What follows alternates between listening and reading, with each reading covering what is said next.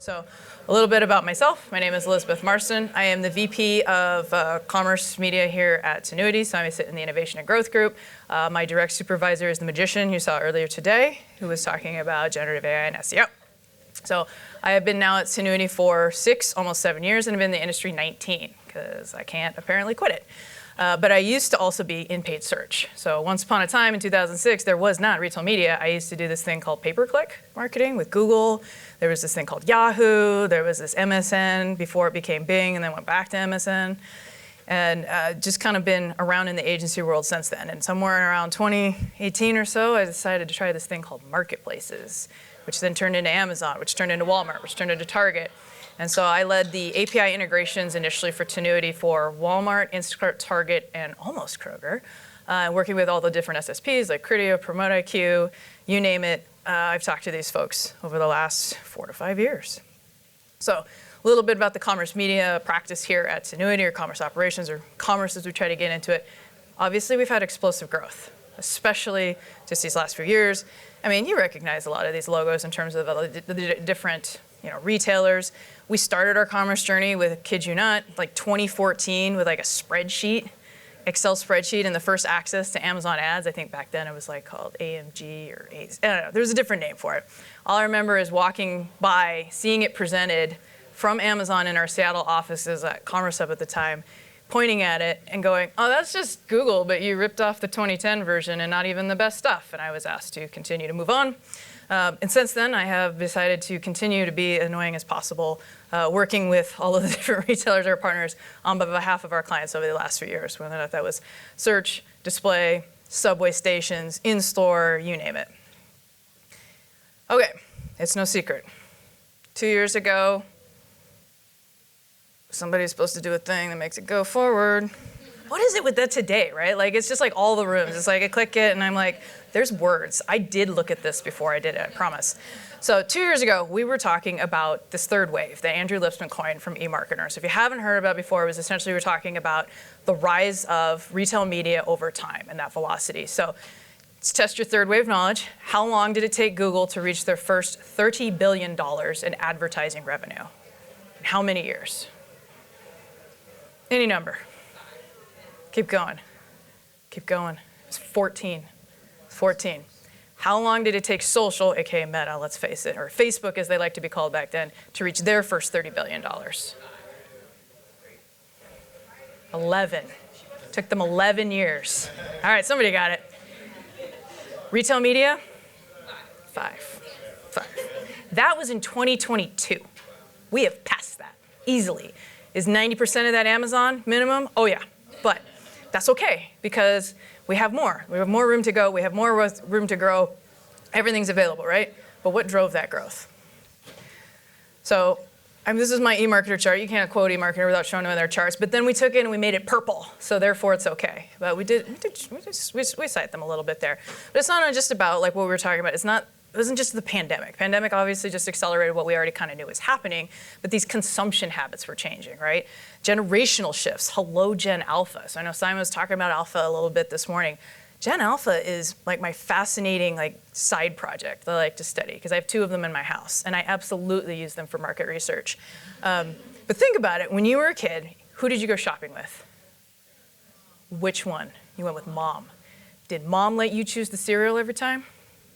Absolutely not. Who goes shopping with Gen Alpha today? No one? So okay, there's that. There's part of it, right? Nobody. There's part. But if they go with a human in store, who do they go with? They also go with dad, don't they? How many dads take their kids shopping? It's a bunch, right? Do they get to choose the cereal? They do. Man. I'll cop to it. I'm a Xennial. Like, I went to the grocery store in the 80s. I was not allowed to choose the cereal. It was like, had to be Kix, and there had to be a coupon. And that was a paper coupon. My kids are like, can we have Cinnamon Toast Crunch? I'm like, yeah, sure. So their ability to choose, and then you got to ask the question, like, why did they want that cereal? What was it that they saw? Like, what was their purchase journey that led them to influence my purchase journey? So when we think about retail media ad spending over time and how these consumer habits are changing, these shifts, and where this growth is coming from. And it's not even just coming from like physical, we don't have coupons anymore, but it's not even just coming from an in-store perspective. We are looking at, in-store, but also online, right? So we're looking at apps. Think about who is the best, probably, in-store app right now? Sam's Club. Believe it or not, I think it's Sam's Club. And why? Because they have the scan and go. You don't even have to check out anymore. They have ads in the shopping experience. So as you're going through the store and as you're searching for or adding from your list, promotions and offers show up in the shopping journey, building the basket as you go. Love that. Don't know about the Wi-Fi stability about all of them, but like I hope for it. Like my local Target could really work on that. But when you think about retailer apps, that is the best in-store experience you could ever have from a shopping perspective. You don't have to invest in giant screens and like all these like displays and stuff. It's the phone. That's the thing that people don't kick. That's the thing they might drop it, but they don't they take care of that. Unlike the in-store hardware, when I look at the poor cooler screen doors. Have you seen the average American treat a Walgreens cooler screen door? Right? So you're gonna be nice to your phone. Audio, it's another place, huge. We have returned to pre-pandemic travel times. 26 minutes each way. So, what do you wanna do in those 26 minutes? You wanna consume something. Is it your ears? Is it your eyes? Sure. Whichever it is, but I would argue from an audio perspective that is a untapped market in terms of like the amount of potential. It doesn't look huge from a numbers perspective today because it's slower relative to. So again, you gotta look at these things in context. Obviously streaming, duh. Live sports, gotta love the sports ball. Everybody has the sports ball, everybody has something exclusive. I still have linear because of college football, but I'm looking forward to getting rid of that and going into the streaming space. And of course, AI shopping assistants. Right? As you're working through, those are, like I was saying, the Sam's Club, it's not an AI shopping assistant, but the ability to build those references in product relevant to the journey at the time and continue to build that customer or the consumer experience. And right now I know we're looking at, we're talking about Vizio, Walmart, but Vizio, what are they gonna do? Grocery TV, Friosk, which is those sample things that you can scan and then they'll give up your loyalty card number and they'll give you a sample and all that stuff. I would still argue that these bottom ones are probably the biggest experience, the biggest potential for driving this growth in the near-term future. So while we'll have in-store retail media will go up and will still be that lowest 1%, and it's obviously the hardware issue is real, but growth it's great. We love growth. It's like winning the lottery. Now you have all these friends and families and cousins you didn't even know you had before. They just come out of nowhere. They're like, oh, hey, money, growth, got it. And so sometimes we also end up with some weird partnerships. I was actually talking at lunch on a few of these. So like Trade Desk, oh sure, yeah, they're gonna get with Netflix and Spotify. Yahoo DSP. I actually mentioned this to someone on our programmatic team recently. I asked, what's your experience with Yahoo DSP? And her first reaction is terrible. She went, ew. I went, okay, but I gotta come back to this because they have 3 really distinct partnerships that they've made this year, and 2 of them were announced at CES in particular. The most recent one that caught my attention is Costco. Why Costco?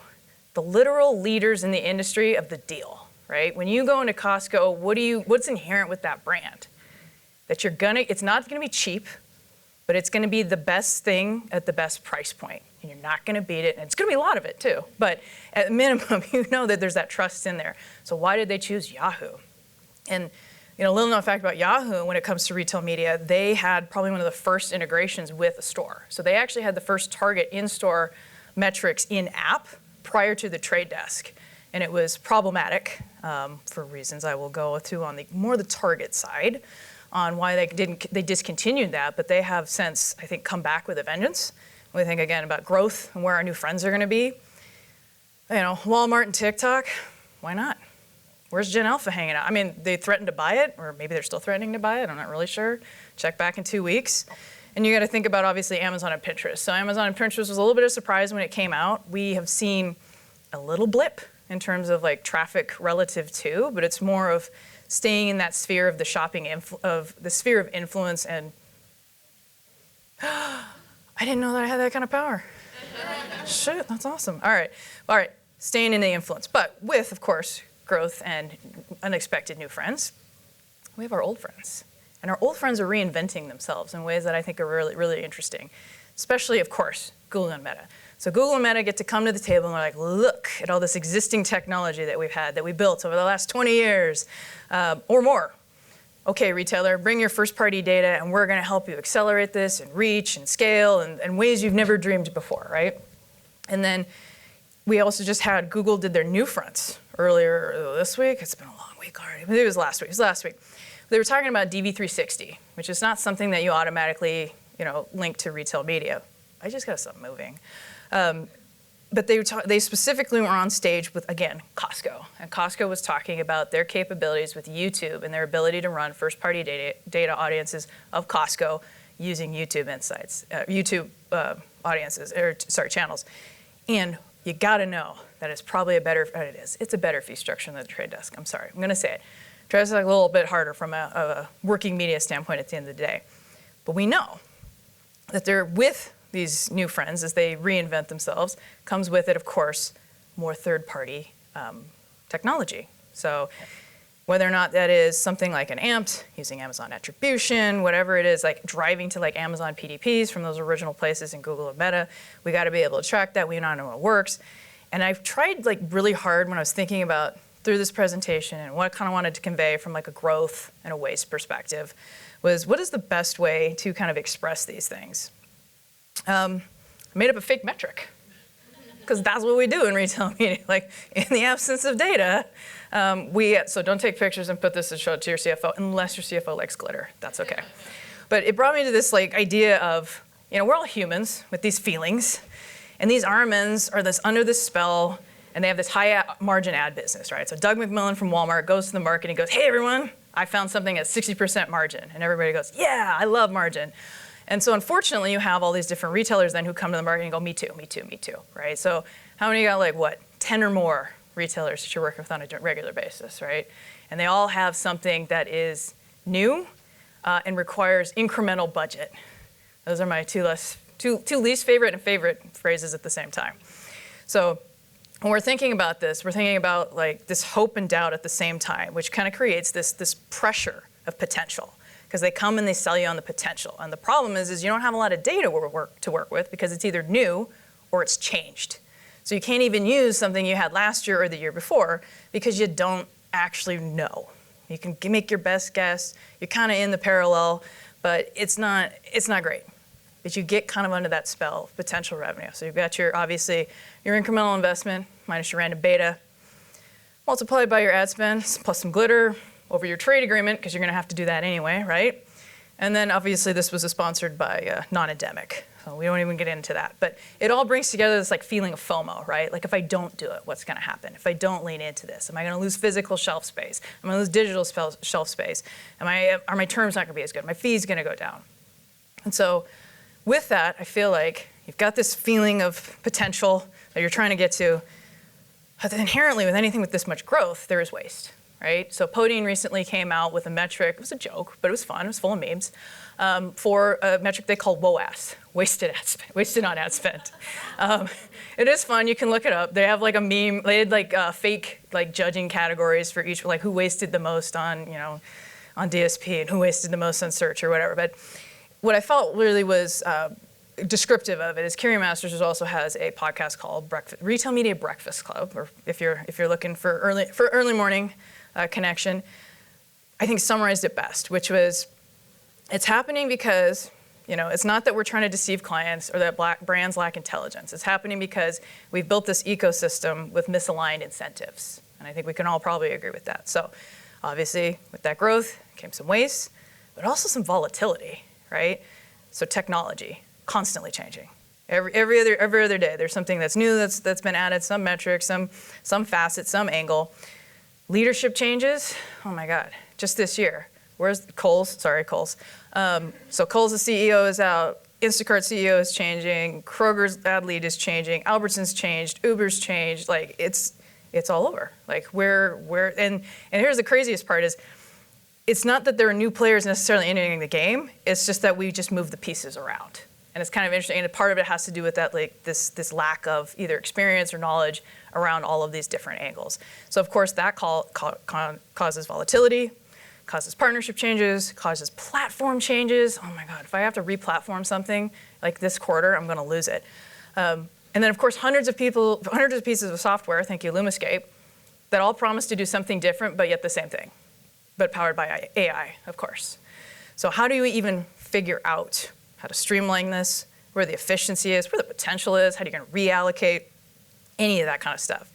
And it made me think a little bit more about the concept of test and learn, which is the thing that we tell ourselves when we won't want to say it was wasted. Because you're like, oh, I learned something, so it wasn't technically wasted.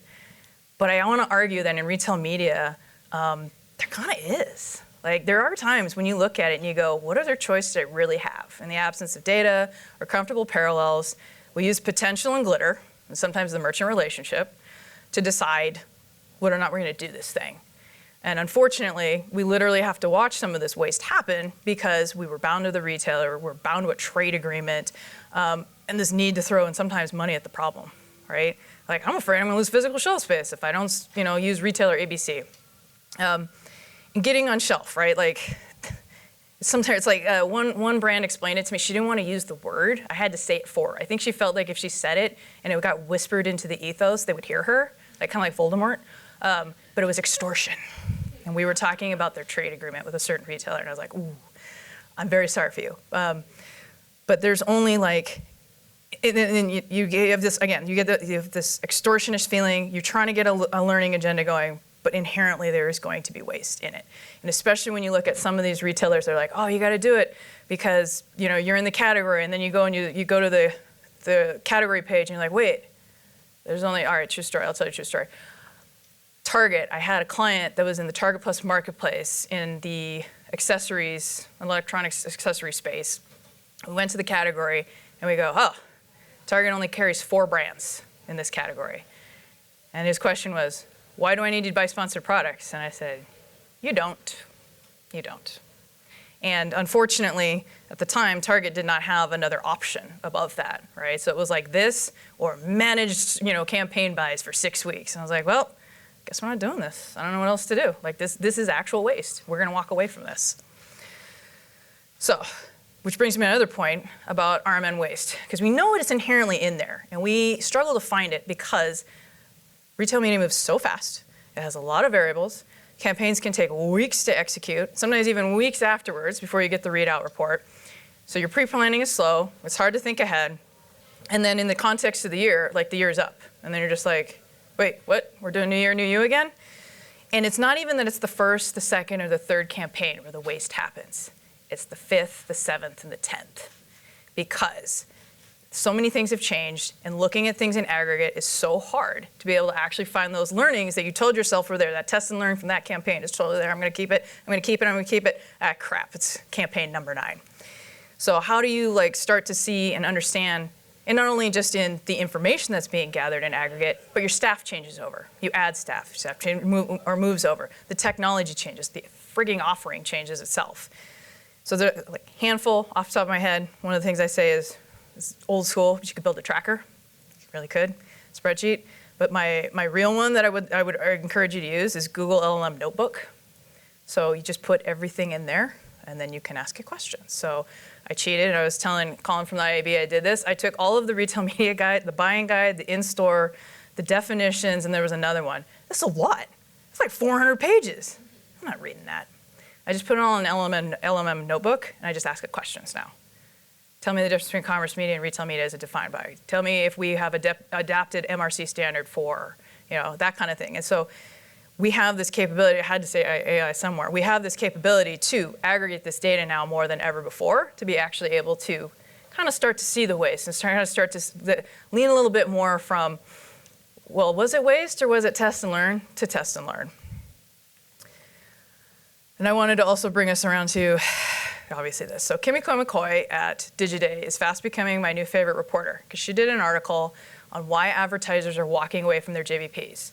And the first thing I thought when I saw that was, I didn't know you could do that. That's fantastic news.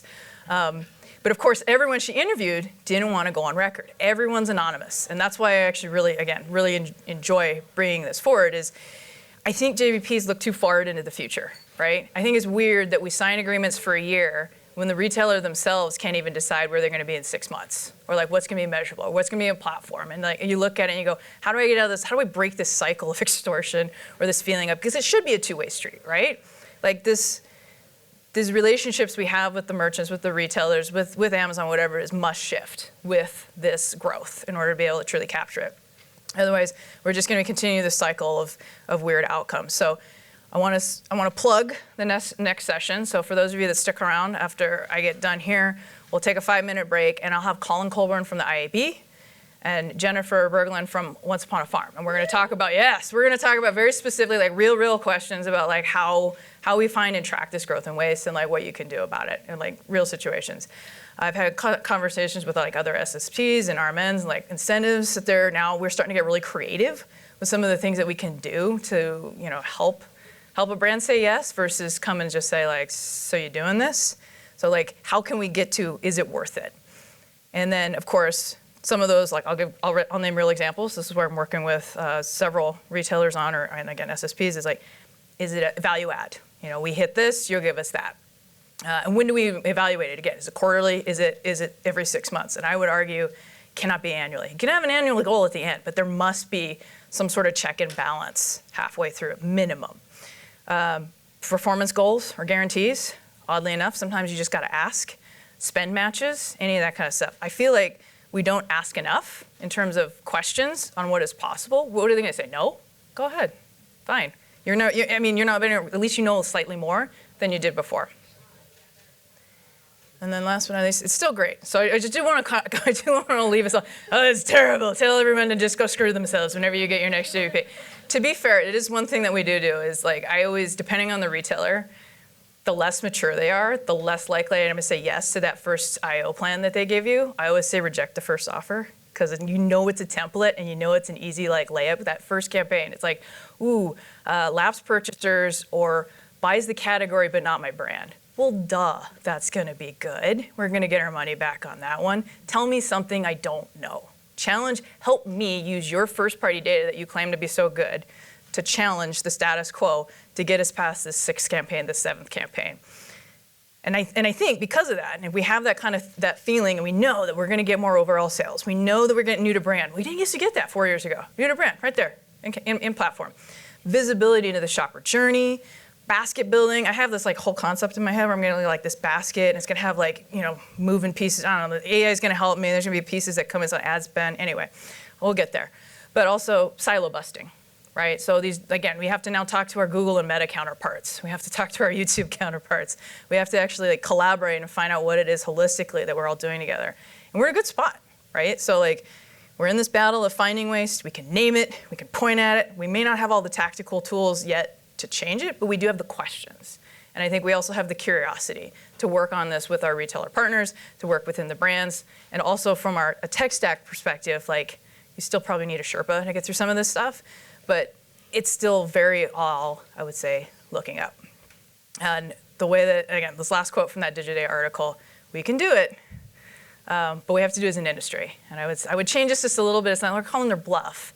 It's that we're having honest conversations about what we're seeing in the market. And I think that's fair. So I do think that, again, it's great. We don't need to risk the relationships that we built, and that I don't always have to now protect your physical shelf space with my life. We can have these conversations. All right. So key takeaways, ask questions, really. So measurement, execution, billing, robot, I think it's all fair game. Worst case scenario, they decline to talk about it. But if enough people bring it up, then we have statistical significance, and then they start to say something or start to realize it. Potential is not a metric, but it is. Test and learn and waste can coexist, unfortunately. I don't know why I went with Surf's Up. I think I was just in a mood. It's Friday afternoon. It's volatile, it's changing, right? But it is worth sticking with it and surfing that wave. And like I said, next session, IAB, Once Upon a Farm. I will plug this now. If you go to the swag store, there are coupons for Once Upon a Farm. I understand many people's kids in here crush that, so if you would like to get one of those, that is for you. And last but not least, if you like any of my ramblings whatsoever, and that is essentially what they are, but without magic tricks, we do have a newsletter that we put out once a month. When I say we, it's myself and my team in commerce on innovation and growth. We cover everything from Amazon to Walmart to Chewy to holistic, whatever it is, whatever that flavor is that we're feeling that month. And it is only once a month, and it'll take you to It'll only take a couple minutes. You can get it here, and I'll leave this up. All right. Ooh, I nailed it. All right. Any last questions or anything? Is anybody? Anyway, I will stand right here for the next 5 minutes while we get set up, but otherwise, thank you so much.